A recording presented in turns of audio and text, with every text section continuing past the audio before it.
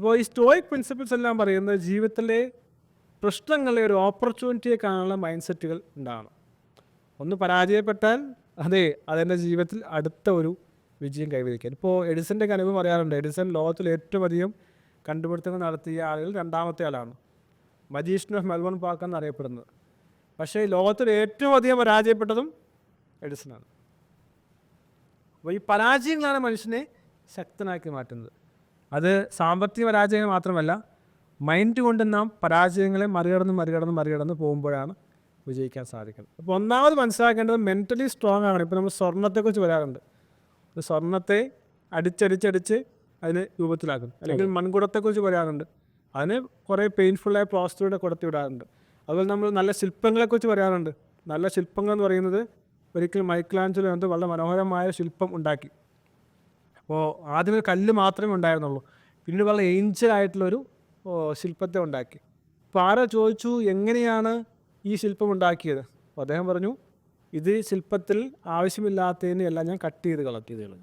അപ്പോൾ ഇതൊരു പ്രോസസ്സാണ്. ഇപ്പോൾ നമ്മളിപ്പോൾ പേൾ അല്ലേ, അല്ലെങ്കിൽ പവിഴപ്പുറ്റുകളൊക്കെ ഉണ്ടാകാറുണ്ട്. അതുപോലെ ഈ കടൽക്കരയിലൊക്കെ പോകുമ്പോൾ മനോഹരമായ കല്ലുകൾ നമുക്ക് പുഴയുടെയൊക്കെ തീരത്ത് കാണാറുണ്ട്. ഞാൻ ഋഷികേശ് പോലെയുള്ള ഗംഗാജലങ്ങളൊക്കെ പോകുമ്പോൾ ഞാൻ കളക്ട് ചെയ്യാറുണ്ട്. പക്ഷെ ഇത് എങ്ങനെയാണ് അത്ര മനോഹരമായിട്ടുള്ളൊരു സംഭവമായി മാറിയത്? മനോഹരമായൊരു പുറ്റോ അല്ലെങ്കിൽ കല്ലോ ആയി മാറിയതെന്ന് പറഞ്ഞ് ഒരു സ്റ്റോറി തന്നെ ഉണ്ടാവും അല്ലേ. അപ്പോൾ ഈ അനുഭവങ്ങളോടെ കടന്നുപോയാണ് ഒരു മനുഷ്യൻ മെൻ്റലി സ്ട്രോങ് ആകുന്നത്. അപ്പോൾ ഈ പരാജയങ്ങളെ എംബ്രേസ് ചെയ്യാൻ, അല്ലെങ്കിൽ പരാജയങ്ങൾ ഉണ്ടാകുന്നത് നല്ലതാണെന്ന് ചിന്തിക്കാൻ കഴിയുന്നൊരു മനസ്ഥിതിയിലേക്ക് മനുഷ്യർ വരേണ്ടത് വളരെ ആവശ്യമാണ്. ഇത് ഞാൻ വളരെ ട്രഡീഷണൽ ആയിട്ടുള്ള കൺവെൻഷണൽ ആക്ടിവിറ്റിയാണ് പറഞ്ഞത്. ഇനി നമുക്ക് അല്ലാതെ പ്രാക്ടീസ് ചെയ്യാൻ പറ്റും. ഒരു കുഞ്ഞു കുട്ടിയോട് പരാജയപ്പെട്ട് നമുക്ക് പറയാൻ പറ്റില്ല. പക്ഷേ ഒരു കുഞ്ഞു കുട്ടിക്ക് തൊട്ട് മെൻ്റലി സ്ട്രോങ് ആകാൻ സാധിക്കും. ഇപ്പോൾ അതിന് കുറേ ഇപ്പം മൈൻഡ്ഫുൾനെസ് പ്രാക്ടീസ് ചെയ്യാം, മെഡിറ്റേഷൻ പ്രാക്ടീസ് ചെയ്യാം, ജേർണലിങ് ചെയ്യാം, ഡെയിലി ഗ്രാറ്റിറ്റ്യൂഡ് ജേർണലിങ് ചെയ്യാം. ഇത്തരം ആക്ടിവിറ്റീസ് എല്ലാം ഡെയിലി ഫോർഗീവ് പ്രാക്ടീസ് ചെയ്യാം. ഇങ്ങനെ 5, 6 മുതൽ 7 കാര്യങ്ങൾ ഡെയിലി പ്രാക്ടീസ് ചെയ്യുന്നയാളെ ഒരു വിധത്തിലും ഒരു വിഷയങ്ങളും അഫക്റ്റ് ചെയ്യപ്പെടാത്ത ഒരു വ്യക്തിത്വമായി മാറുവാനായിട്ട് സാധിക്കും. ഇപ്പോൾ മൈൻഡ്ഫുൾനെസ് എന്ന് പറയുന്ന ആശയം എത്രമാത്രം പ്രചാരം ഉണ്ടെന്ന് എനിക്കറിയില്ല. ഞാൻ ആദ്യം പറഞ്ഞ കാര്യമാണ്, ഒരാളെന്നോട് ദേഷ്യപ്പെട്ടു, ഞാൻ തിരിച്ച് ദേഷ്യപ്പെടുക എന്ന് പറയുന്നത് മൈൻഡ്ഫുൾനെസ് ഇല്ലാത്തതുകൊണ്ടാണ്. അല്ലെങ്കിൽ ഒരാൾ പെട്ടെന്ന് വണ്ടി ബാക്കിൽ വന്ന് ഓണടിച്ചു, ഞാൻ തിരിച്ച് ചീത്ത വിളിക്കുന്നതെങ്കിൽ എൻ്റെ മനോനില എൻ്റെ കൺട്രോളിൽ അല്ലാത്തതുകൊണ്ടാണ്. അയാൾ എന്നെ ചീത്ത വിളിച്ചു, ഞാൻ തിരിച്ച് ചീത്ത വിളിക്കുകയോ അല്ലെങ്കിൽ എന്നെ കളിയാക്കിയപ്പോൾ എനിക്ക് വിഷമം ഉണ്ടാകുകയോ ചെയ്തതെങ്കിൽ ഞാൻ എൻ്റെ ഉള്ളിൽ എന്നെക്കുറിച്ച് വ്യക്തമായ ബോധ്യമില്ലാത്തതുകൊണ്ടാണ്. പലപ്പോഴും നമ്മൾ ഓരോ കാര്യങ്ങൾ ചെയ്ത് കൊണ്ടിരിക്കുമ്പോൾ ആ മൈൻഡോട് അപ്ലൈ ചെയ്യാൻ സാധിക്കാറില്ല. ചിലപ്പോൾ എഴുതുകയായിരിക്കാം, അല്ലെങ്കിൽ ജോലി ചെയ്യുകയായിരിക്കാം, നമ്മുടെ മനസ്സ് വേറെ എവിടെയെങ്കിലും ആയിരിക്കാം. ഇപ്പോൾ ഞാൻ അടുത്ത കാലത്ത് വായിച്ച ഒരു പുസ്തകമാണ് ഗാഷിയിലയുടെ ഒരു ഇക്കിഗായി ബന്ധപ്പെട്ട പുസ്തകമാണ്.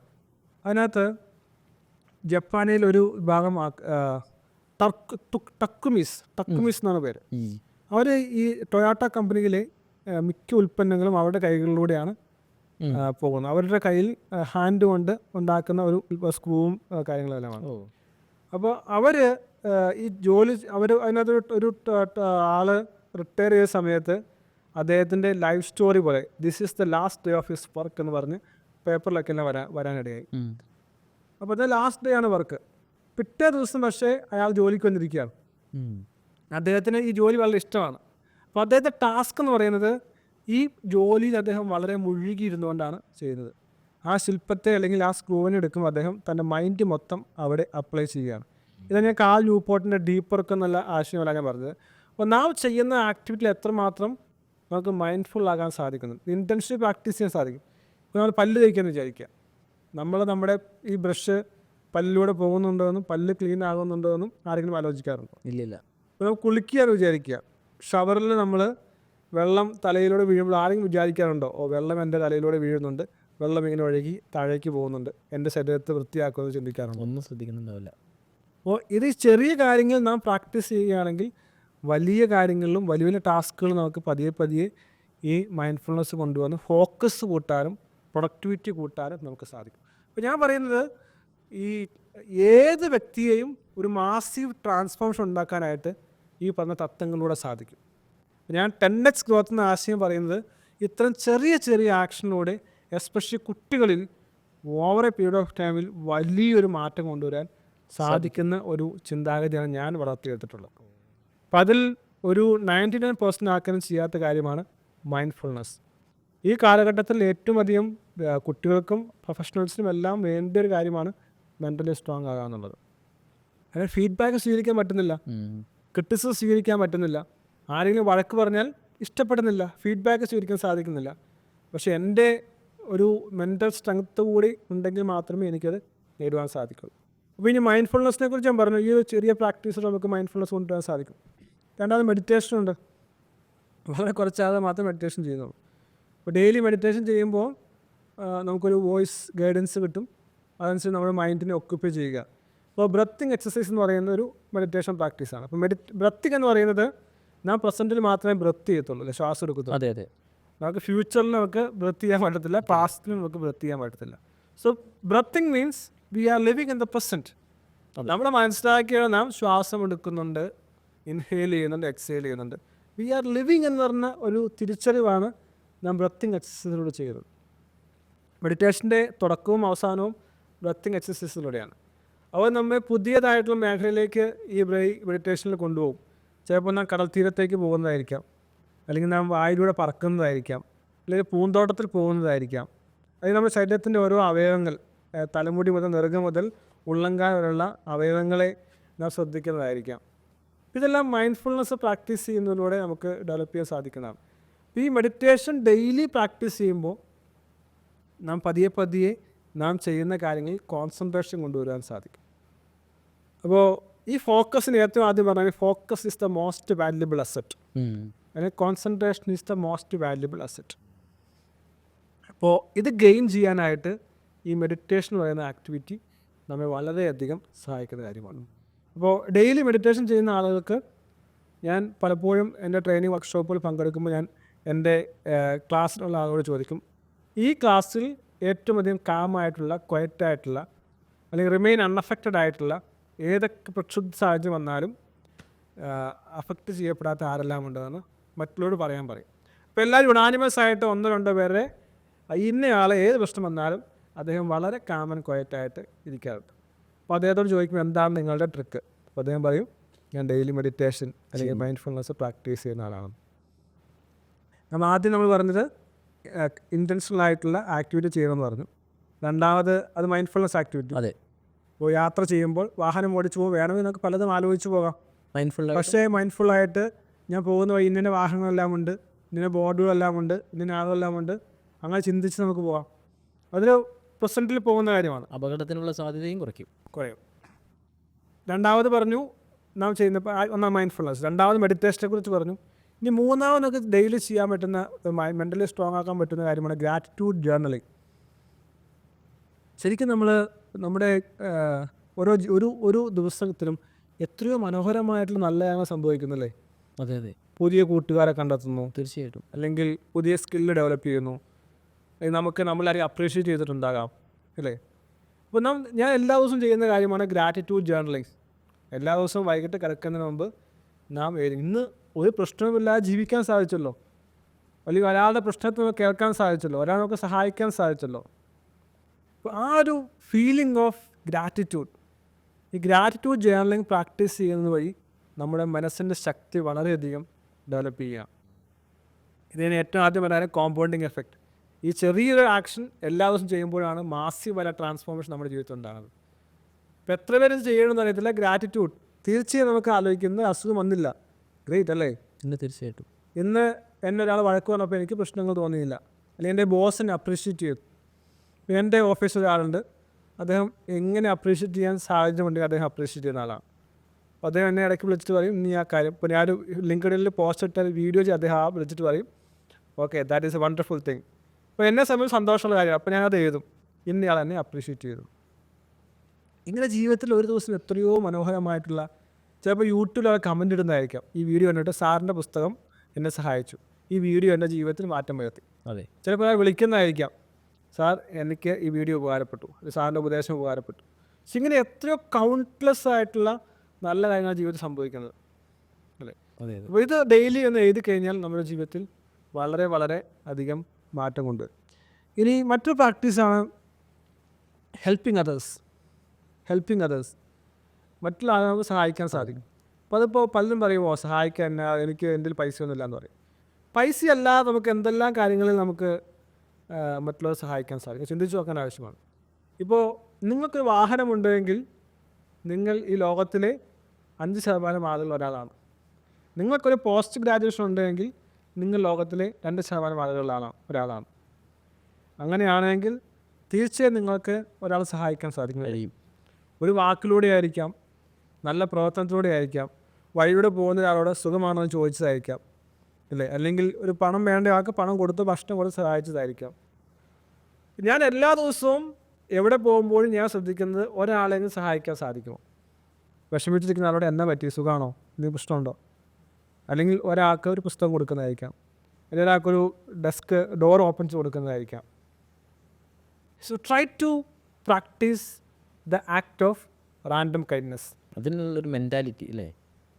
അത് ചെയ്യുമ്പോൾ തന്നെ ഞാൻ ആദ്യം പറഞ്ഞ everything is stems from ego. ഒരാളെ സഹായിക്കുമ്പോൾ ഞാൻ എന്നെ തന്നെ ഒന്ന് പതിയെ, അത് എമ്പതിന്ന് വരുന്നതാണല്ലേ? ഒരു എമ്പതി ആണെന്ന് എക്സാക്ട്ലി പറയാൻ സാധിക്കില്ലെങ്കിലും എമ്പതി കൂടി വളർത്താൻ സാധിക്കുന്ന ഒരു ഇൻറ്റൻഷണൽ ആക്ടിവിറ്റിയാണ് ഈ ആക്ട് ഓഫ് റാൻഡം കൈൻഡ്നെസ് എന്ന് പറയുന്നത്. അപ്പോൾ ഇങ്ങനെ ഈ മെൻറ്റൽ സ്ട്രെങ്ത് എന്ന് പറയുന്നത് ഇറ്റ്സ് എ ജാർ എന്ന് പറയും. ഈ ജാറ് പതിയെ ഫില്ല് ചെയ്യേണ്ട കാര്യമാണ്. ഈ ജാറ് ഫില്ല് ചെയ്ത് രാവിലെ നമുക്ക് നല്ല മെൻറ്റൽ പവർ ആയിരിക്കും, വിൽ പവർ ആയിരിക്കും. വൈകിട്ടാകുമ്പോഴത്തേക്ക് നമ്മുടെ ശക്തി കുറഞ്ഞു പോകാൻ സാധ്യതയുണ്ട്. അപ്പോൾ അതുകൊണ്ട് തന്നെ നാം എത്രമാത്രം ഇത്തരം ആക്ടിവിറ്റികളിലൂടെ നമ്മുടെ ജാറിനെ ഫില്ല് ചെയ്ത് നിലനിർത്തുന്നോ അതാണ് നമ്മുടെ മെൻ്റലി സ്ട്രോങ് ആക്കി മാറ്റുന്നത്. അപ്പോൾ സ്റ്റോയിസം പറയുന്നത് ഏറ്റവും ഹാർഷായിട്ടുള്ള എൻവയോൺമെൻറ്റിലും മനസ്ഥിതി കൈവിടാതെ നിലനിൽക്കുക, അല്ലെങ്കിൽ എന്തെല്ലാം മോശം അനുഭവങ്ങൾ ഉണ്ടായാലും കംപ്ലൈൻറ്റ് ചെയ്യാതിരിക്കുക. പല ആൾക്കാരുണ്ട്, എൻ്റെ പേരൻസ് അങ്ങനെ ആയിരുന്നുകൊണ്ടാണ്, എനിക്കന്ന് വിദ്യാഭ്യാസമൊന്നും കിട്ടിയിട്ടില്ല, എന്നെ വേണ്ട പോലെ നോക്കിയില്ല, അതെന്നെ വഴക്ക് പറഞ്ഞു, അല്ലെങ്കിൽ ആ ഓഫീസിൽ പൊളിറ്റിക്സാണ്. കുറേ ആളുകളുണ്ട്, ഞാൻ പലപ്പോഴും പോകുമ്പോൾ ഒബ്സർവ് ചെയ്യാറുണ്ട്. ഞാൻ കുറ്റമായിട്ട് പറയുന്നത് ശ്രദ്ധിക്കേണ്ട, നമ്മെ തന്നെ റിഫ്ലക്റ്റ് ചെയ്യാൻ വേണ്ടിയാണ്. പല ആളുകൾ സംസാരിക്കുമ്പോൾ നാട്ടുകാരെ കുറ്റമൊക്കെയാണ് പറയുന്നത്, അവൻ അങ്ങനെയാണ്, ഇവൻ ഇങ്ങനെയാണ്. നമ്മൾ വീഡിയോ വായിച്ചതായിട്ടുണ്ട്, below average people talk about people, average people talk about things, great people talk about ideas. അപ്പോൾ നമ്മൾ ചിന്തിക്കേണ്ട ആവശ്യമാണ്, നമ്മൾ എത്രയും സമയങ്ങളിലാണ് നമ്മൾ പുതിയ ആശയങ്ങളെക്കുറിച്ച്, അല്ലെങ്കിൽ പേഴ്സണൽ ഗ്രോത്തിനെക്കുറിച്ച്, അല്ലെങ്കിൽ നാടിൻ്റെ വികസനത്തെക്കുറിച്ച് സംസാരിക്കുന്നത്. അതായത് നമ്മൾ വണ്ടിയെക്കുറിച്ചും അല്ലെങ്കിൽ വീടുകളെക്കുറിച്ചും വസ്തുക്കളെക്കുറിച്ചും സംസാരിക്കും. അധികം മറ്റുള്ള വ്യക്തികളെക്കുറിച്ച് സംസാരിക്കുന്നത്, അയാളുടെ ഉടുപ്പ്, അല്ലെങ്കിൽ അയാളുടെ കളറ്, അയാളുടെ പോയി, അയാളുടെ ജീവിതം ഇങ്ങനെയാണ്. അപ്പോൾ ഇതെല്ലാം ഈ മൈൻഡ്ഫുൾനെസ്സിന് മാത്രമേ നമുക്കിത് മനസ്സിലാക്കാൻ സാധിക്കൂ. ഞാൻ എന്താ സംസാരിച്ചുകൊണ്ടിരിക്കുന്നത്, ഇന്ന് സംസാരിച്ചത് എന്താണ്, ആശയമായിരുന്നോ, വ്യക്തിയായിരുന്നോ, അതേ വസ്തുവായിരുന്നോ? അപ്പോൾ ഞാൻ പറഞ്ഞു വരുന്നത്, ഇത്തരം ആക്ടിവിറ്റിയിലൂടെ നമുക്ക് മെൻ്റലി സ്ട്രോങ് ആയി കഴിഞ്ഞാൽ ഏത് പ്രശ്നത്തെയും മറികടക്കാൻ സാധിക്കും. ഞാൻ നേരത്തെ പറഞ്ഞൊരു കാര്യമാണ് സൈക്കോസൊമാറ്റിക് ഡിസോർഡേഴ്സ്. ജീവിതത്തിൻ്റെ ആരോഗ്യത്തിൻ്റെ പ്രശ്നങ്ങളുടെ മുഖ്യ കാരണം എന്ന് പറയുന്നത് മാനസികമായിട്ടുള്ള പ്രശ്നങ്ങളാണ്. സ്ട്രെസ്, ആങ്സൈറ്റി, ഓവർ തിങ്കിങ്, ഇതെല്ലാമാണ്. ഈ സ്റ്റോയിക്ക് പ്രാക്ടീസ് ചെയ്ത മെൻ്റലി സ്ട്രോങ് ആളെ സംബന്ധിച്ച് അദ്ദേഹത്തിന് മൈൻഡ്ഫുൾനെസ് ഉള്ളതുകൊണ്ട് സ്ട്രെസ്സില്ല, ആങ്സൈറ്റി ഇല്ല, ആരോടും പ്രത്യേകിച്ച് വൈരാഗ്യമോ വാശിയോ അസൂയയോ ഇല്ല, ഓവർ തിങ്കിങ് ഇല്ല. So that person is always having kind of positive neuro transmitters. ഇപ്പോൾ ന്യൂറോ ട്രാൻസ്മിറ്റേഴ്സിനെ കുറിച്ച് വേണൊരു ക്ലാസ് എടുക്കേണ്ട കാര്യമാണ്. ആ ട്രാൻസ്മിറ്റേഴ്സാണ് നമ്മുടെ ശരീരത്തിൽ പല ഓർഗനൈസേഷൻ്റെ ശരീരത്തിൻ്റെ ഫങ്ഷനെ നിലനിർത്തുന്നത്. ഇത്തരം പോസിറ്റീവായിട്ടുള്ള ന്യൂറോ ട്രാൻസ്മിറ്റേഴ്സാണ്. അപ്പോൾ ഈ സ്റ്റോയിക്ക് പ്രാക്ടീസ് ചെയ്യുന്ന മെൻ്റലി സ്ട്രോങ് ആയ ആൾക്ക് ഇത്തരം ന്യൂറോ ട്രാൻസ്മിറ്റേഴ്സ് ശരീരത്തിൽ ഉൽപ്പാദിപ്പിക്കപ്പെടുകയും അതേ ഹാപ്പിയായി നിലനിൽക്കുകയും അദ്ദേഹത്തിൻ്റെ സൗന്ദര്യം നിലനിർത്താൻ സാധിക്കുകയും ഇമ്മ്യൂണിറ്റി നിലനിർത്താൻ സാധിക്കുകയും ഈ ഏജ് റിലേറ്റഡ് ആയിട്ടുള്ള ഡിസോർഡേഴ്സും അല്ലെങ്കിൽ ഡിസീസസും എല്ലാം പ്രിവെൻറ്റ് ചെയ്യാനും എല്ലാം അദ്ദേഹത്തിന് സാധിക്കും. അപ്പോൾ അതാണ് ഞാൻ പറയുന്നത്, മെൻ്റലി സ്ട്രോങ് ആകിയ ഇതൊന്നും എന്നെ അഫക്റ്റ് ചെയ്യാൻ എനിക്ക് സ്ട്രെസ് ഇല്ല, എനിക്ക് ആങ്സൈറ്റി ഇല്ല, എനിക്ക് പ്രത്യേകിച്ച് ഉത്കണ്ഠയോ അല്ലെങ്കിൽ വേദനയോ വൈരാഗ്യമോ കൺസേൺസോ ഒന്നുമില്ല. അതുകൊണ്ട് ഞാൻ എൻ്റെ ശരീരം, എൻ്റെ മനസ്സ് സ്വസ്ഥമായിട്ടുള്ളതായിരിക്കും. അതെൻ്റെ ശാരീരികവും മാനസികവുമായ ആരോഗ്യത്തിലേക്ക് എന്നെ നയിക്കുമെന്നുള്ളതാണ്. അപ്പോൾ അതുകൊണ്ടാണ് ഞാൻ പറയുന്നത്, most valuable skills A person can acquire in his entire life or her entire life is mental strength. ഏത് പ്രശ്നത്തെയും മറികടന്ന് പോകാനുള്ള ഒരു ശക്തി, അതാണ് മനഃശക്തി എന്ന് പറയുന്നത്. മെൻ്റലി സ്ട്രോങ് ആയിരിക്കുക, റിമെയിൻ അൺഅഫക്റ്റഡ് ആയിരിക്കുക. എന്ത് വന്നാലും ഇതെൻ്റെ ജീവിതത്തിൽ ബാധിക്കാൻ പോകുന്നില്ല. This is not a final chapter. ഞാൻ എൻ്റെ ജീവിതത്തിൻ്റെ അധ്യായം കഴിഞ്ഞിരിക്കുന്നു, അടുത്ത അധ്യായത്തിലേക്ക് ഞാൻ മുന്നേറും. ഒരു പരാജയപ്പെട്ടു, ഒരു കടബാധ്യത വന്നു, ഒരു തോൽവി വന്നു, ഒരു ബ്രേക്കപ്പ് വന്നു, അല്ലെങ്കിൽ ആരെങ്കിലും എന്തിന് വലിയ നഷ്ടം സംഭവിച്ചു, that is N end of A chapter. We can definitely start another chapter or even N another book. ഈ ഒരു അപ്രോച്ചാണ് വേണ്ടത്. ഇത് വളരെ യാഥാർത്ഥ്യമുള്ള കാര്യമാണ്. ഞാൻ പലപ്പോഴും അത്ഭുതപ്പെടാറുണ്ട്. പല ആളുകളും ഓരോ പ്രശ്നങ്ങൾ വരുമ്പോൾ ഇതോടുകൂടി എല്ലാം തീർന്നോ ചിന്തിക്കുകയാണ്. പക്ഷേ നമ്മെ തീർക്കാൻ കഴിയുന്ന ഒരു പ്രശ്നവും ഈ ലോകത്തിലില്ല. ശരിയല്ലേ? അതെ അതെ, ഒരു പ്രശ്നത്തിനും നമ്മെ തീർക്കാൻ സാധിക്കില്ല unless and until we ourselves fail. ഞാൻ ഇത് എൻ്റെ അന്ത്യമാണ്, ഞാൻ തീരുമാനിക്കാത്തത്രയും കാലം no one can stop us. അതുപോലെ ഈ വിവേകാനന്ദൻ ഇതിനെക്കുറിച്ച് പറഞ്ഞു, ഇൻഡൊമിറ്റബിൾ സ്പിരിറ്റ്. ഒരിക്കലും തകർക്കാൻ കഴിയാത്ത ഒരു സ്പിരിറ്റാണ് മനുഷ്യൻ്റെ മനസ്സിലുള്ളത്. ആ മനസ്സിൻ്റെ ശക്തിയാണ് തിരിച്ചറിയേണ്ടത്. ഇനി ബ്രെയിനും കൂടി ഉണ്ട്. ഈ ലോകത്തിലെ കണ്ടുപിടുത്തങ്ങൾ അല്ലേ, അതെ, ഇത്രയും അധികം കണ്ടുപിടുത്തങ്ങൾ നടത്തിയത് മനുഷ്യൻ്റെ ബ്രെയിനാണ്. അതിൻ്റെ അപ്പുറമോ ശക്തിയുള്ള ഒന്നാണ് മൈൻഡ് എന്ന് പറയുന്നത്. അപ്പോൾ ഞാൻ എല്ലാ ആളോടും പറയാനുള്ളതാണ് mind mastery and brain mastery. ഇത് രണ്ടും നേടിയെടുത്താൽ ഒരാൾക്ക് സന്തോഷത്തോടെയും ആരോഗ്യത്തോടെയും പ്രോസ്പെരിറ്റിയോടെയും ജീവിക്കാൻ സാധിക്കും. So acquire that mastery, mind മാസ്റ്ററിയും ബ്രെയിൻ മാസ്റ്ററിയും. ഇപ്പോൾ ഞാനിങ്ങനെ പറയുന്നത്, 1 സ്കിൽ, 2 ഹെൽത്ത്, 3 ടൈം.